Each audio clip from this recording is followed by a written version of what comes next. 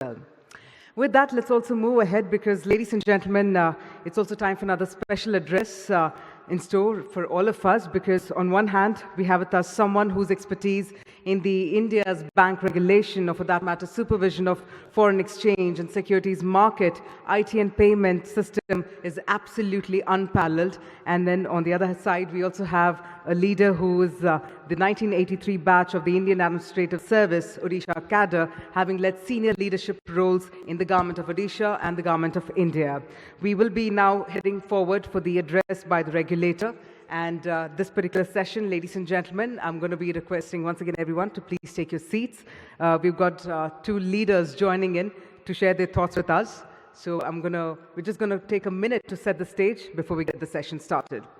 That being said, I'd also like to bring to the attention of our members of the audience that while day one, we had more than 7,000 attendees joining in to be a part of this growth story, to be a part of all that's happening at the cusp of innovation right here with the Fintech. Day two, we've had more than 8,000 attendees joining in. We've also experienced 5 innovative product launches. So I hope that all of us have managed to have some wonderful takeaways from all that's happening right here at the Global Fintech Fest 2022.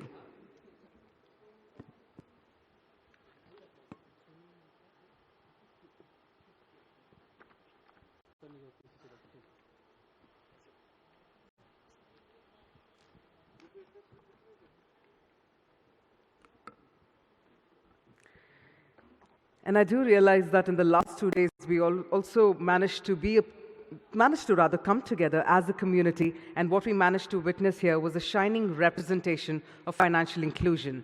We've been part of more than 130 sessions that were taking place across all the tracks, and we take that learning forward as we present to you some very pertinent sessions. With that, looks like we're already setting the stage. So, ladies and gentlemen, without any further delay, I'd like to humbly invite on stage Shri Injeti Srinivas, Chairperson, International Financial Services Centers Authority, and Mr. G. Padmanabhan, Senior Consultant, AZB and Partners, ex-Executive Director, Reserve Bank of India, and ex-Chairman, Bank of India. Ladies and gentlemen, we've got 2 prolific leaders joining here this morning. Can we please have a prolific round of applause to welcome both of our leaders on the stage?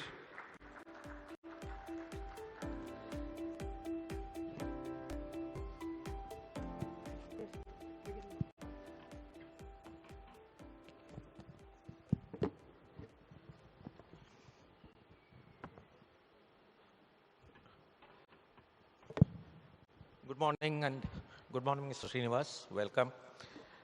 I think we discussed and sort of decided that instead of an address, we would make it more interactive.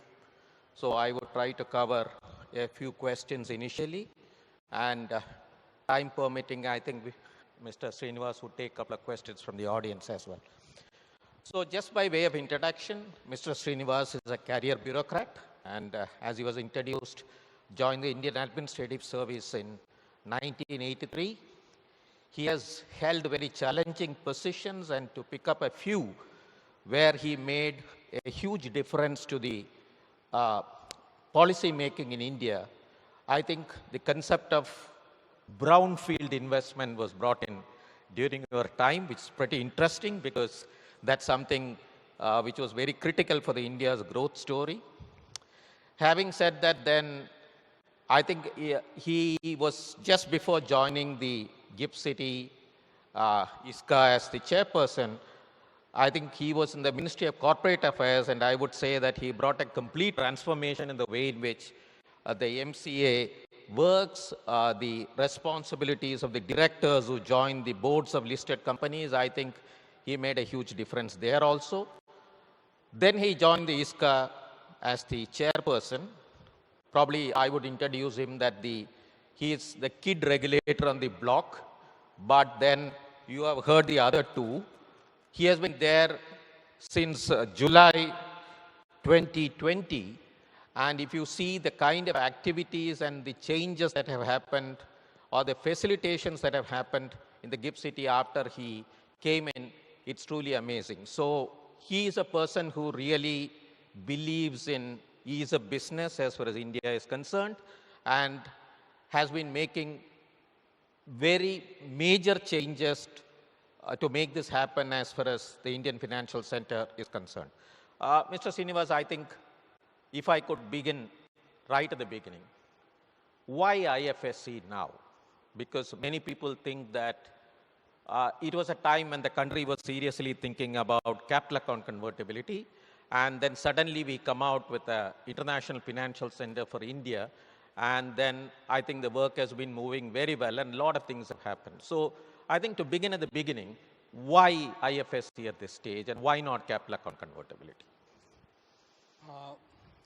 So I think I'll try and answer your question in two parts. While I do agree with you that we could have established the IFSC a good 15 years back or more, say when DIFC, the Dubai International Financial Center, was established.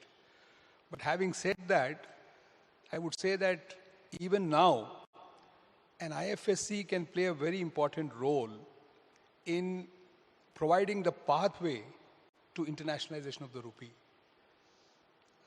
As you are well aware, right from 1991, when the economic liberalization started, there was a huge debate about when we will go for full capital account convertibility. And in 1997, you had the first report of the Tarapur Committee, where they laid down a 3-year roadmap to have full capital account convertibility, and you had the East Asian crisis, and that was shelved. The Tarapur Committee, the second committee, again submitted its report in 2006, where they gave a 5-year plan in a phased manner to go for capital account convertibility. But again, you had the global meltdown, and that had to be shelved. I would say that, again in 2007, when you had the Percy Mistry Committee, 3 very important recommendations were made in Percy Mistry Committee. One is that they said in an 18-month time frame, you should have full capital account convertibility. Second, they recommended a unified regulator. And the third, they suggested that we should have large-scale reforms in the financial sector.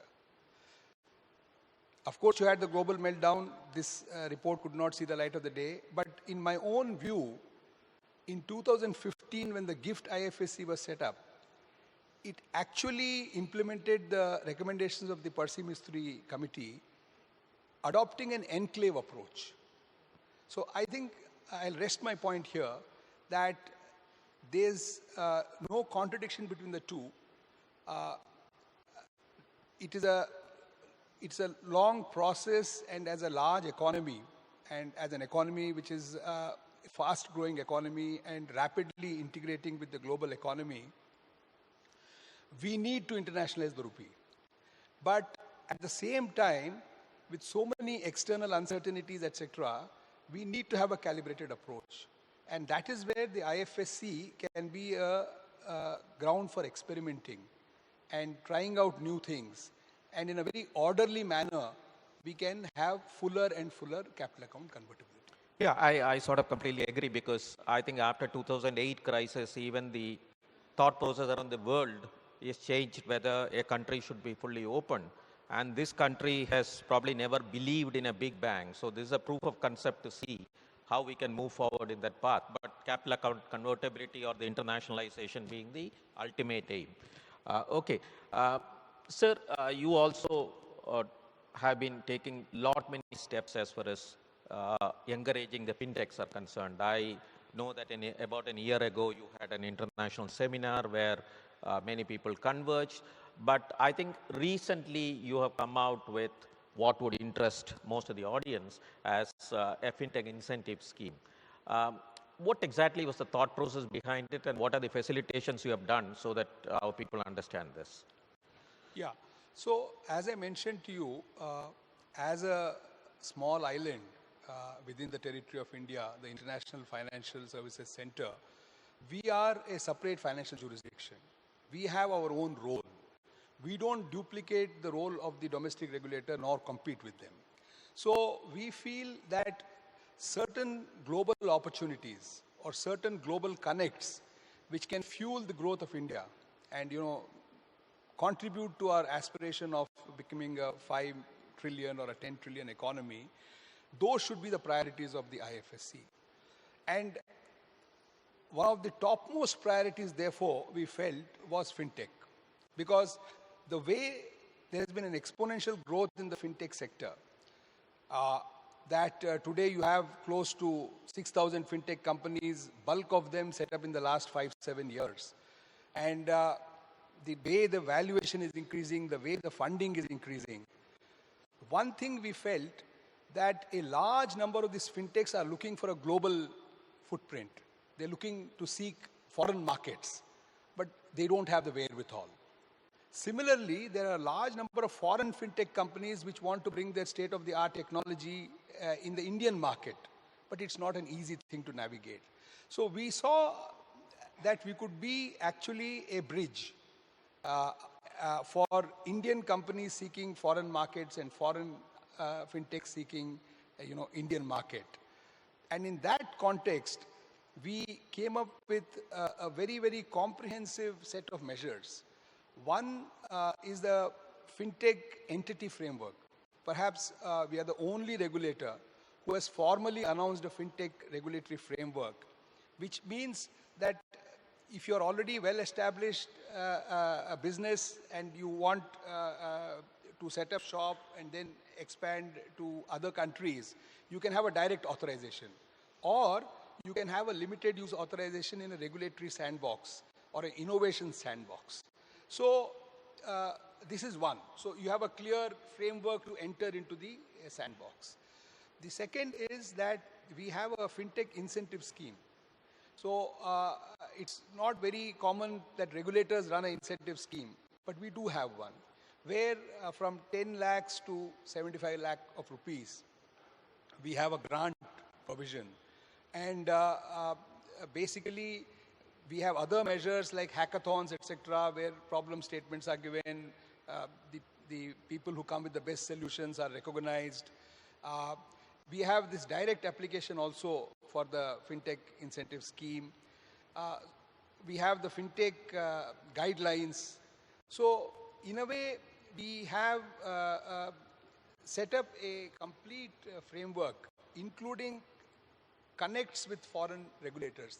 Most recently, when the Deputy Prime Minister of Singapore was here and he visited Gift City, we inked a joint agreement, a fintech agreement with Monetary Authority of Singapore, which again is unique because it follows a three-tier approach.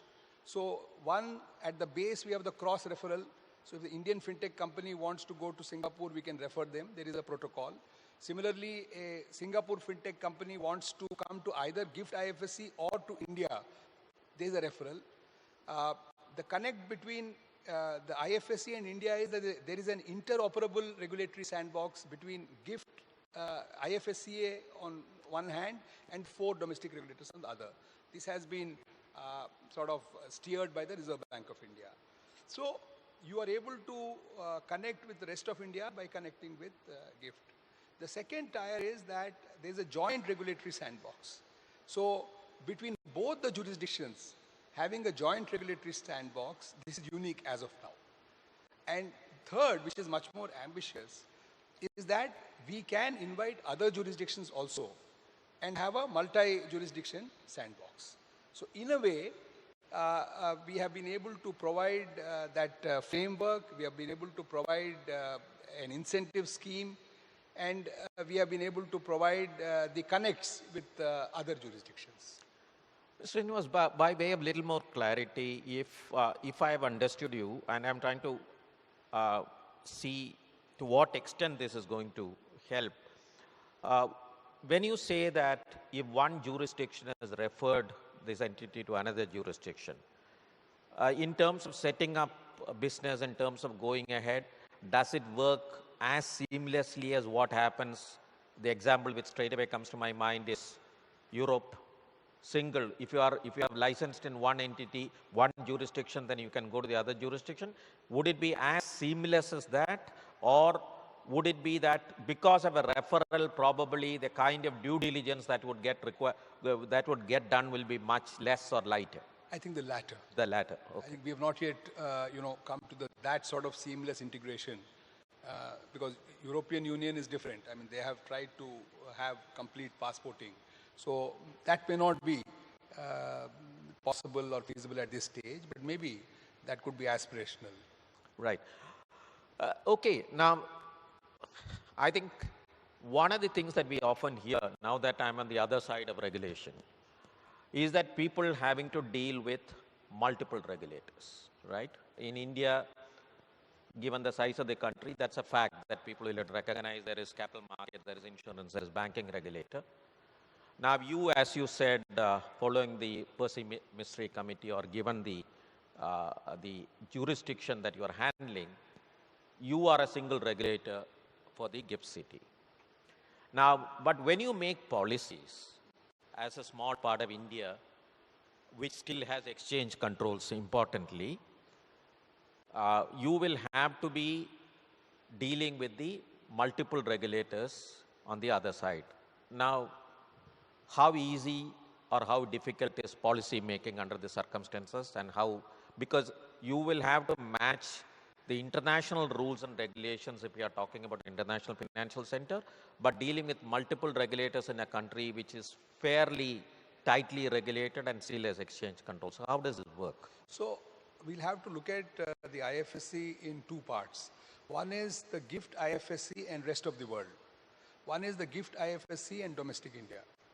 So as far as the GIFT IFSC in the rest of the world is concerned, you can have, benchmark everything to global best practices, the best standards, and align it with them.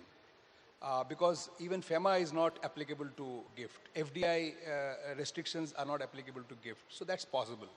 But when you are connecting with the domestic jurisdiction, you are dealing with the resident.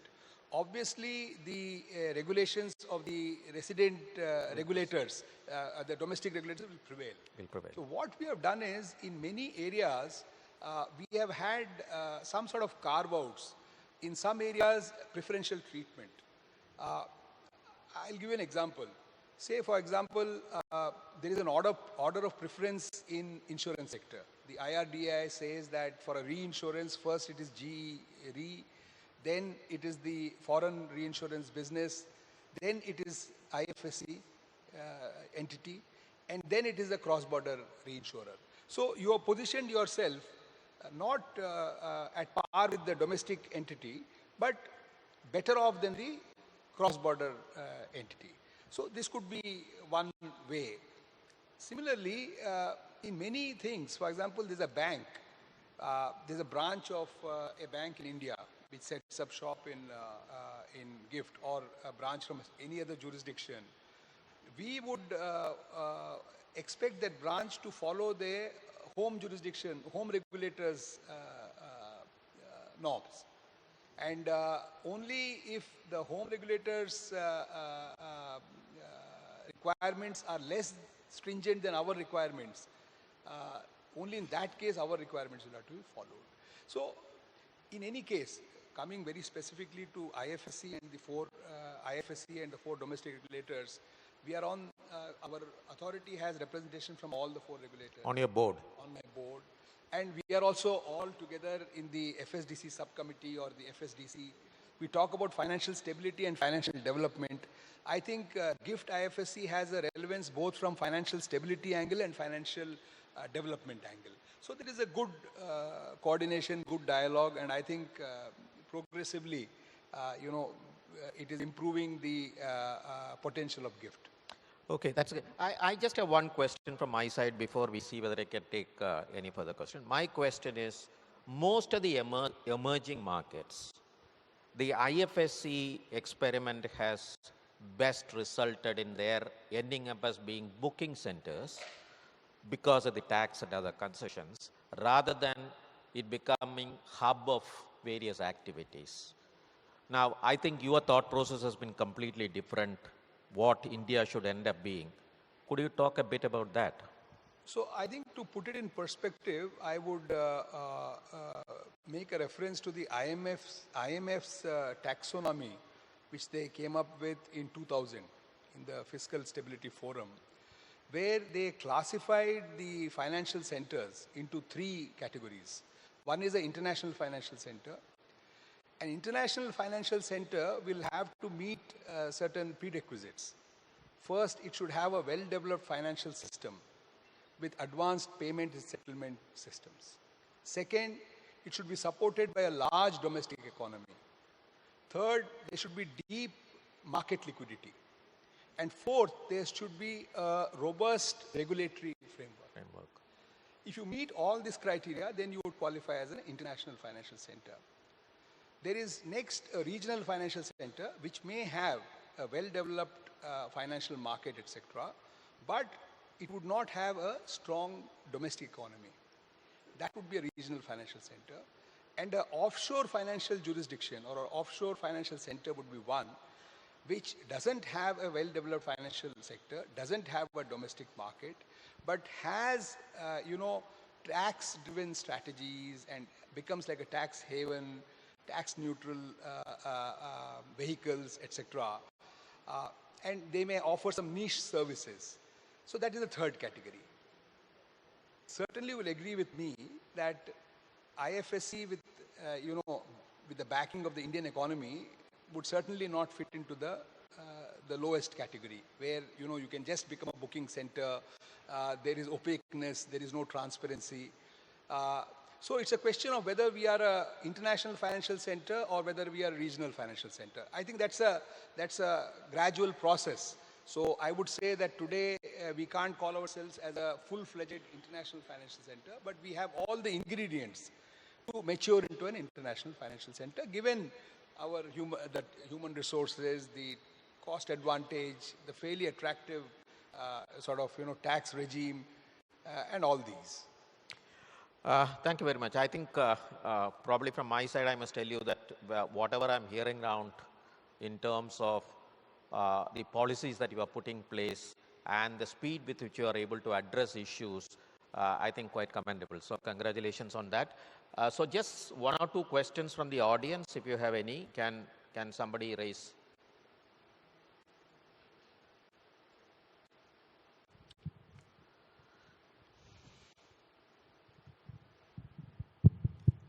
Thank you very much, sirs.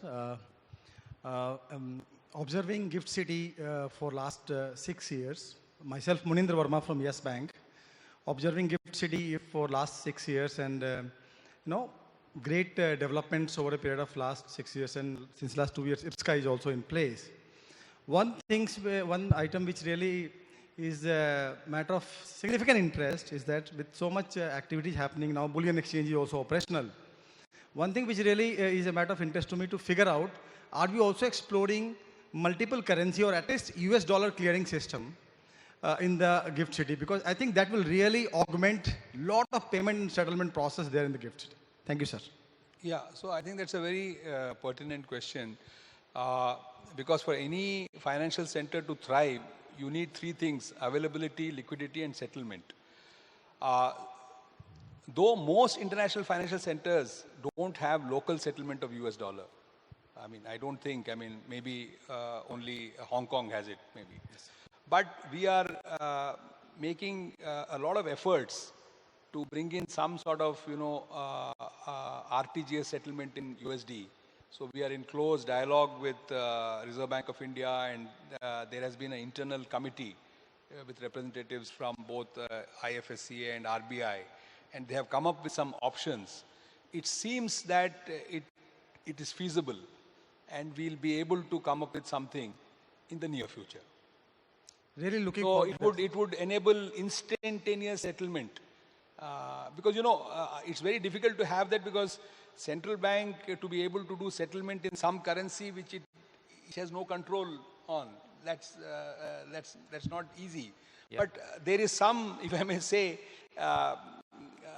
mechanism by which you can perhaps achieve this. Really looking forward to that, sir. No, thank you, you would perhaps remember that one of the things that Reserve Bank has set out, the RTGS settlement in different currencies also. I think Mr. Vasudevan, Chief General Manager of Payment System, is here. He will be in the next session. I think probably you can ask him more questions on that. Thank you very much, sir. Sure.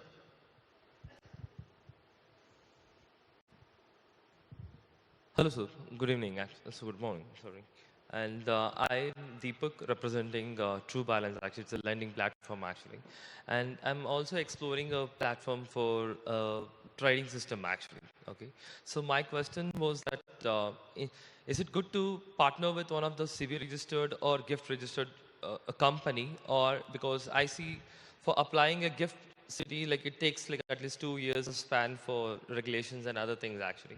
So is it good to partner with any of the existing registered person, or it is good to have their own individual license actually? I think both the current and the ex-regulators don't give you business strategy.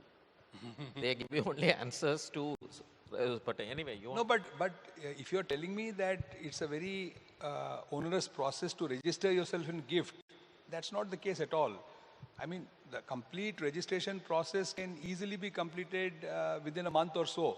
You need to, because it's an SEZ, you need to take the approval of the Development Commissioner SEZ, and then you need to take the approval of the IFSCA.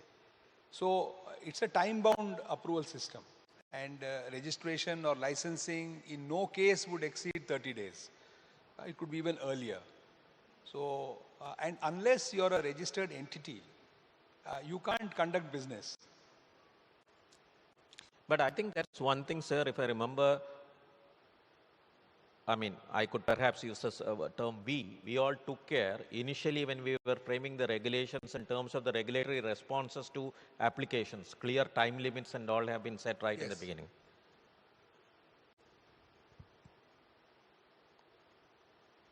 Okay, so thank you very much, sir. It was excellent. Probably, I think they understand Gift City better now. Thank you.